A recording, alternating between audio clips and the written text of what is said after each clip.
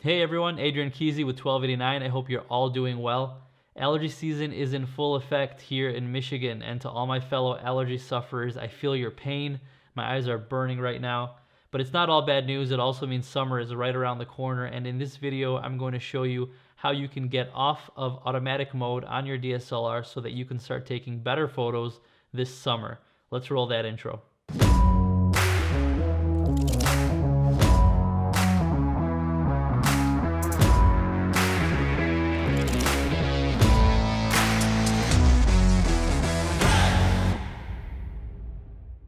Before I get started, if you like the content I'm putting out and you're learning something new, please consider subscribing and hitting that thumbs up, and hit the notification bell so you don't miss my new videos. This video is a basic crash course on how to start shooting manually to get better photos out of your DSLR.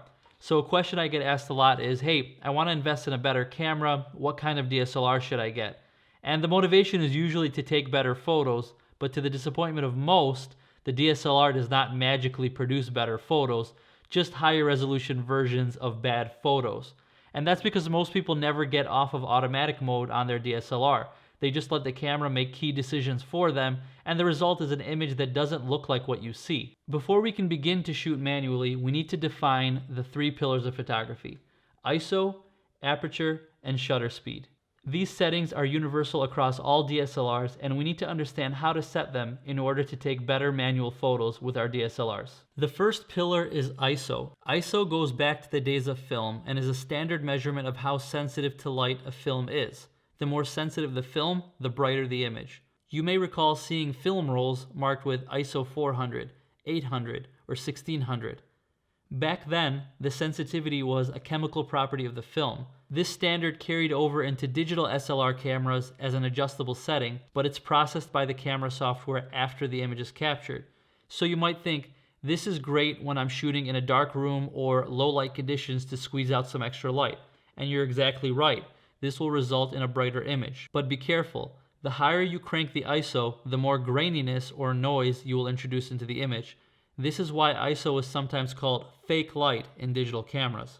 Each camera has a native ISO, usually around ISO 100, and will result in the highest quality image your camera can produce. You should know the native ISO of your camera because this is the setting that's going to produce the least amount of graininess or noise in your image. As a general rule of thumb, you want to set the lowest ISO possible that still gives you the proper exposure or brightness in your image. The next pillar is shutter speed.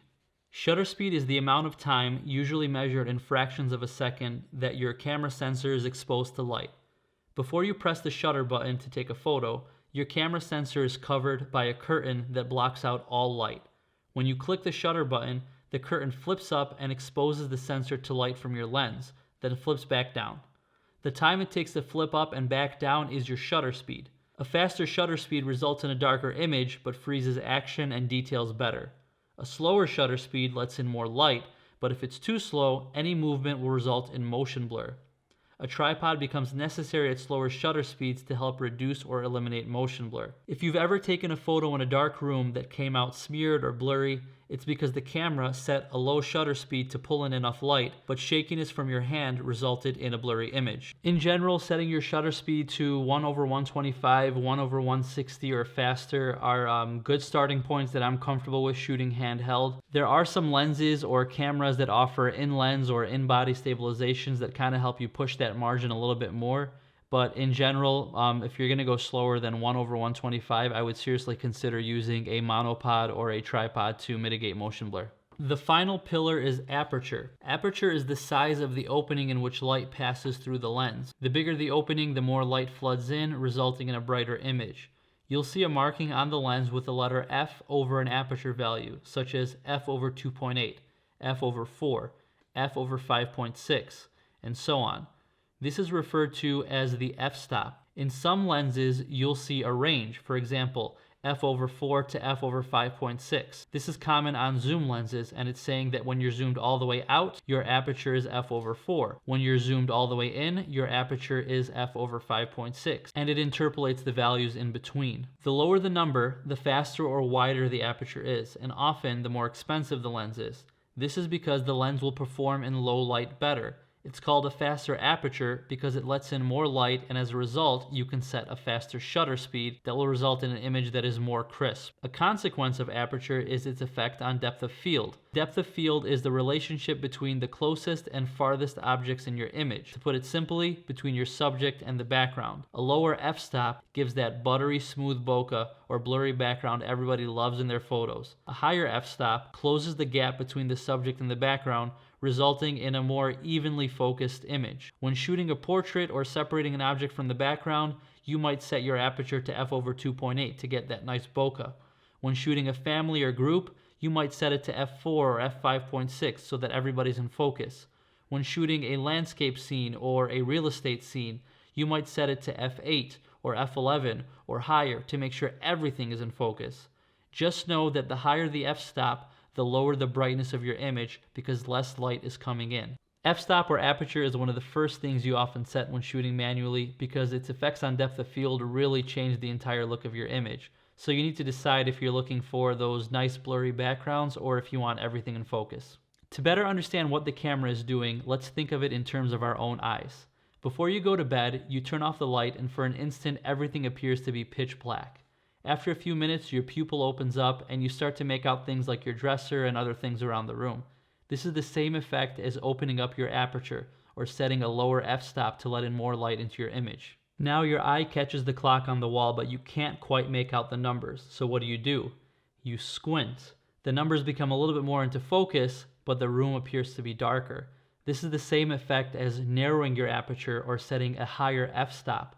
More is in focus, but you're letting in less light. Now come morning, after your eyes have become accustomed to the darkness and you first flip on the switch, for a second it hurts because your eyes have become more sensitive to light. This is the same effect ISO has on your image. The same amount of light produces a more intense brightness because your camera sensitivity has a high ISO value. Consider shutter speed like blinking in reverse. You can only see the world around you in the short bursts of time that you can open up your eyes. If the environment around you is bright, you only need to open up your eyes for a short period of time to get a good picture of what's going on around you. But if the environment is dark, you need to open your eyes for a longer period of time to let in more light and get a better picture of what's going on around you. So now we know how closely related aperture, ISO, and shutter speed are. You can't set one without readjusting the others. But don't worry, the more comfortable you get with your camera body, the faster you'll get at making these changes on the fly, the more second nature it becomes. It's very important to know how to set ISO, aperture, and shutter speed on your DSLR and to know where all the knobs and dials are so that with practice, you can make these changes on the fly without looking. This video only skims the surface of what it's like to shoot manually on your DSLR, but it gives you a solid foundation to build upon. So let's tie it all together with a quick tutorial of me composing a scene and making these adjustments on the fly. Before we dive in, it's important that you know how to adjust the settings on your camera body and understand where it displays this information on the screen or viewfinder. Each camera has a light meter that measures the amount of light coming in through the lens. The information is displayed right in the viewfinder and on the screen. Make this your best friend. When adjusting your ISO, aperture, and shutter speed, it's good to target the center point.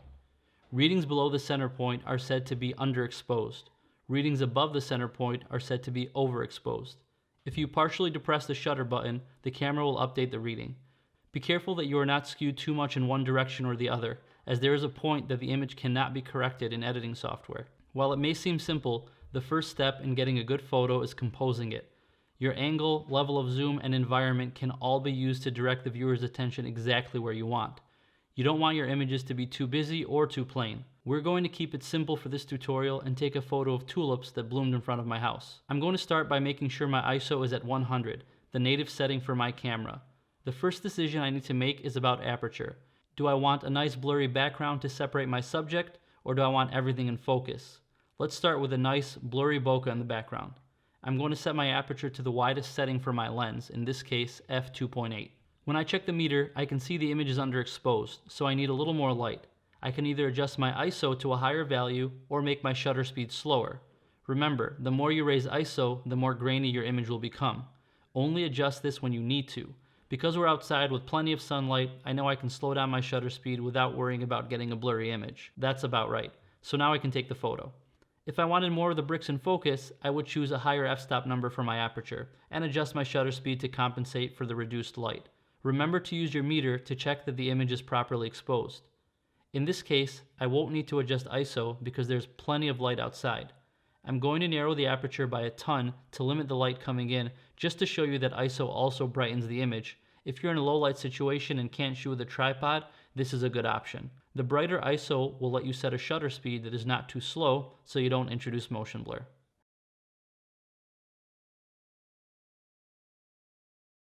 So there you have it. That's how to shoot manually on your DSLR. If you learned something new, if you like the content, please consider subscribing, hit the thumbs up, hit the bell so you can be notified and you don't miss my next video. And until the next one, stay creative and stay blessed.